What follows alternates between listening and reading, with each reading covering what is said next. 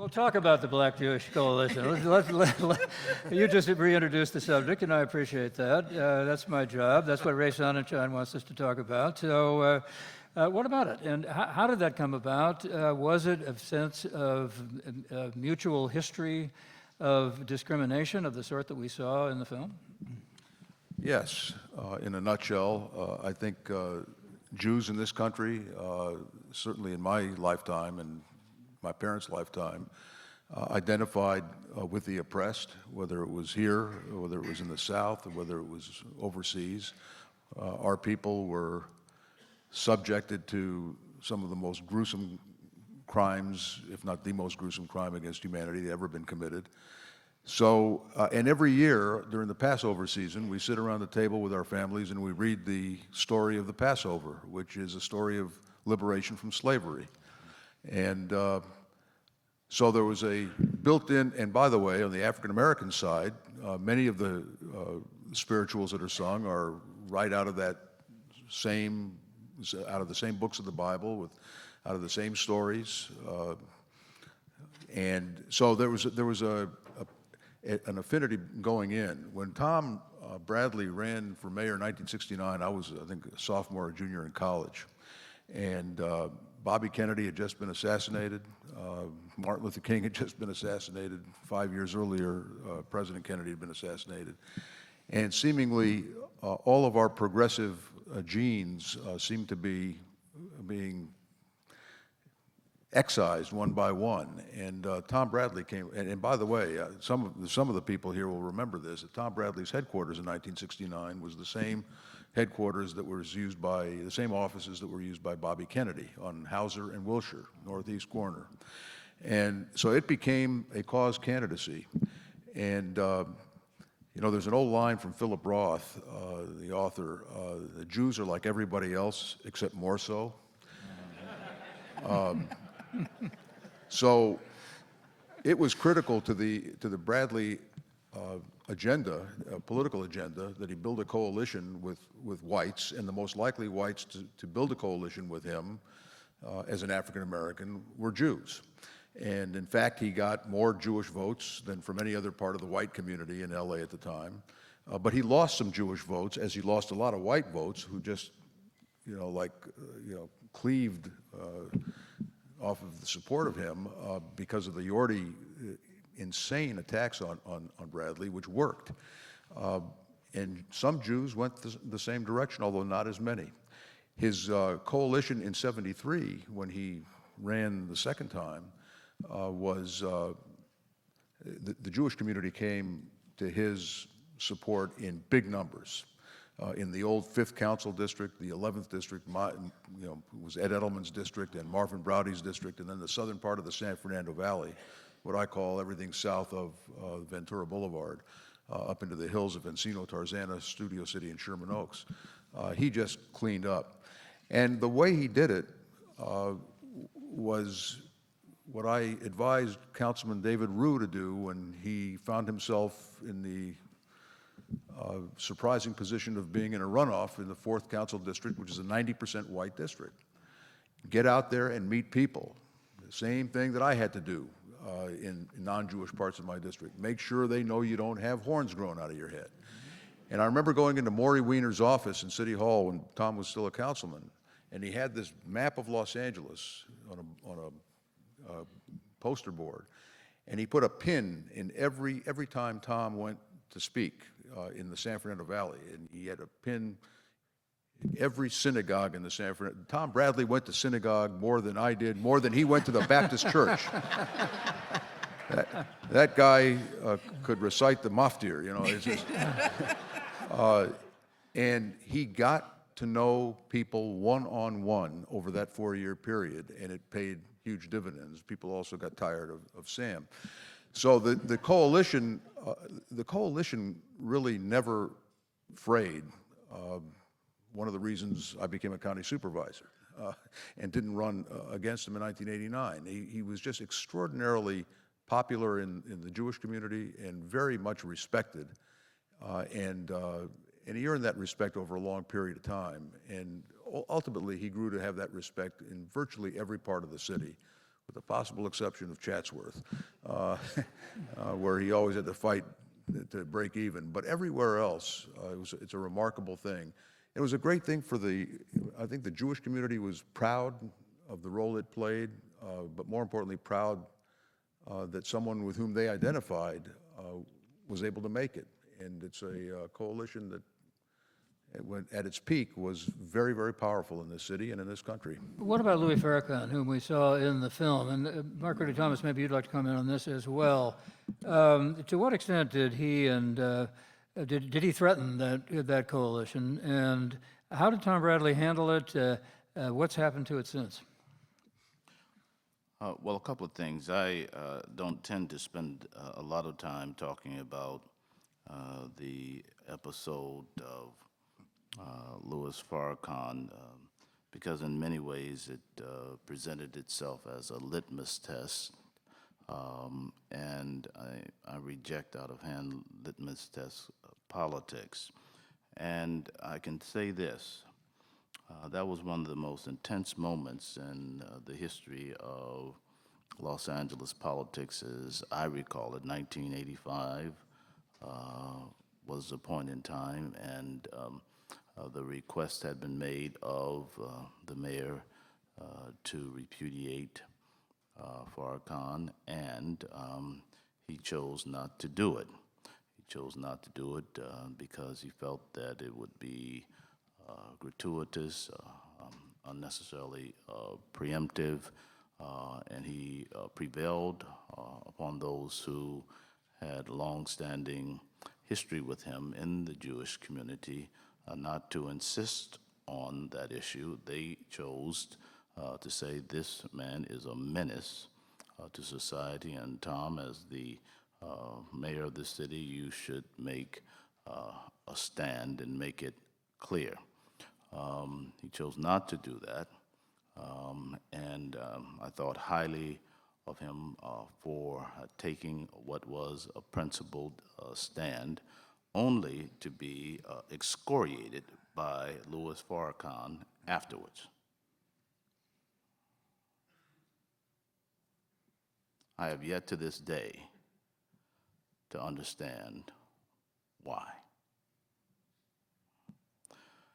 And so that was a very, very tough moment. Marshall Grossman, Rabbi Wolf, a whole range of us, John Mack, many persons tussled mightily around that issue. In part, that is what gave rise to the redefinition of coalition that expanded itself. And so you may recall, Warren, at that time I was at the Southern Christian Leadership Conference working very hard there, building coalition, but defined it in the context of African Americans as well as Latinos, as well as Asian Pacific Islanders, as well as Jews and others, to reflect the reality of Los Angeles in a very concrete and specific way. It is in that context that Judy Chu and I met.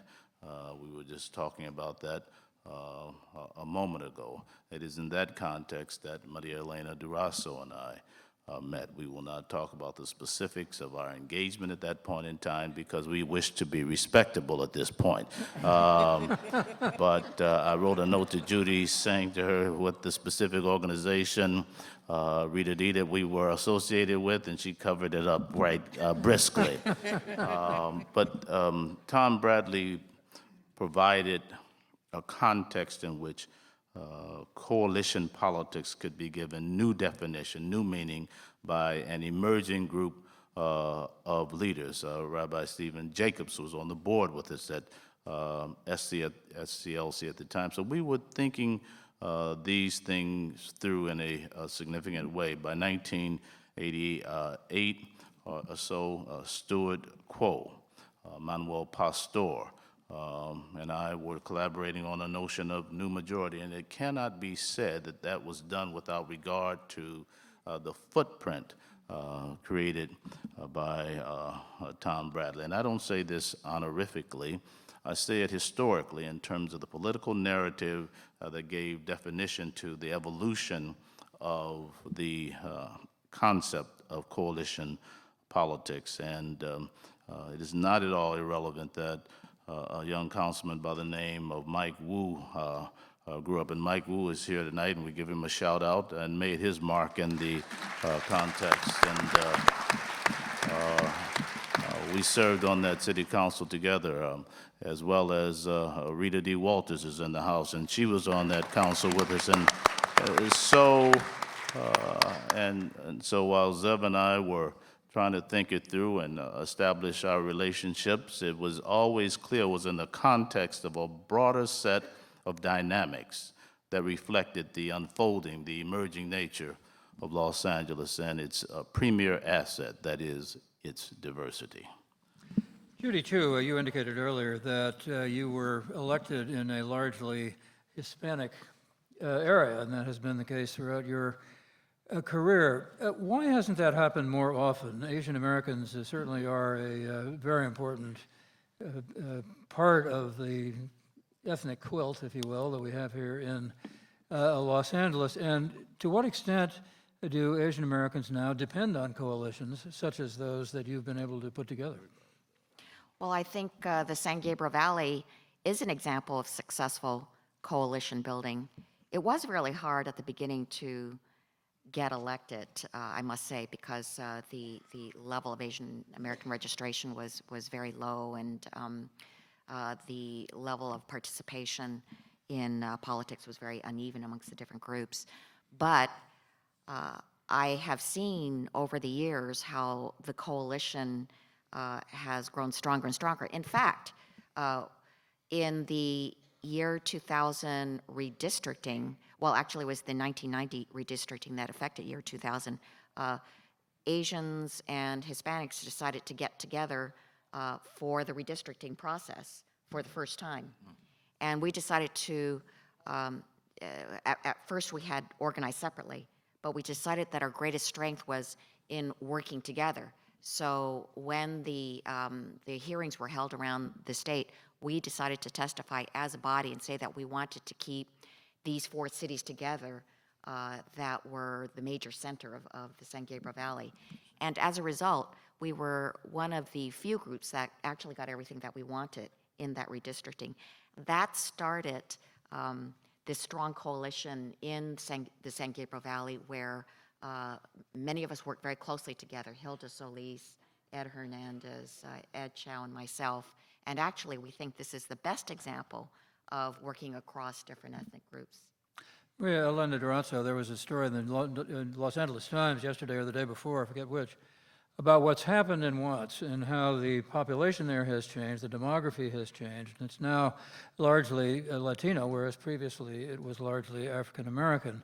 And yet, it was reported, the major organizations and the major elected officials are run by, or the seats are held by, African Americans. Why is that, and how long do you think that'll last?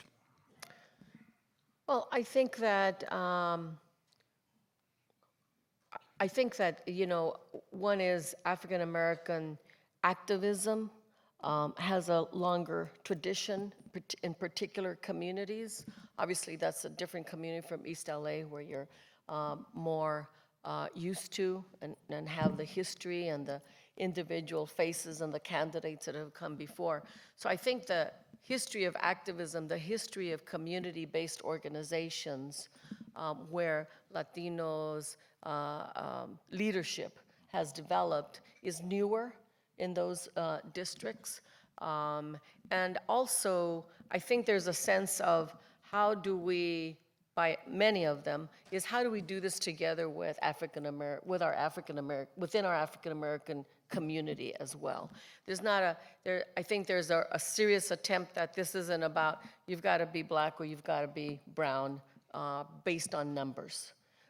And I know that because of what Supervisor Mark Ridley-Thomas was saying earlier, there's a sense from way back in the 80s of multicultural collaboration, multi-ethnic collaboration.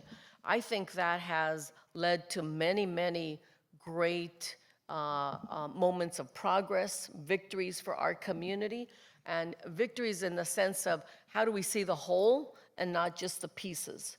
I think that has led to a lot of success within the labor movement, of seeing how do we raise our issues without regard to the specific ethnic groups. You have way back in the late 80s when I got elected, more organizing amongst low-wage workers. Well, many of them were Latino immigrants, but many of them were African Americans. Home care workers were one of our first big successes as far as labor organizing, led by African Americans, but whose membership were a very big mix of African Americans and Latinos and other immigrants. And so, you know, the hotel organizing campaigns, the janitor organizing campaigns, there is some real connections on the ground, and those leaders, I think, had come out of a generation of the Dr. King Civil Rights Movement, the Cesar Chavez movement. Cesar Chavez model of a union was a community-based union. It was not a traditional sense of a union. It was, how do we build coalitions? We cannot win progress for our communities and better standard of living if we're in our silos. So I think there's a bigger history which has led to the Latino community judging a candidate not by, you know, does she or he deserve our vote because we're the majority. That's not the standard anymore. And that's what happened with Judy. I think that's happened with a number, Curran Price recently, with Karen Bass. I think we have lots of examples on all fronts. But I think the labor movement has contributed to that attitude of multicultural organizing. I know that others, leaders in our community, we're very fortunate in Los Angeles to have a whole generation of multi-ethnic leaders who believe in rural coalition building, who believe that that's the best way to address our issues. And we have got to keep that going, but we have to expect more as well. We have to demand more and expect more. We can't hold off another 1992 rebellion unless we really use that strength and that coalition to address the poverty and the other issues of racism in our community. Well,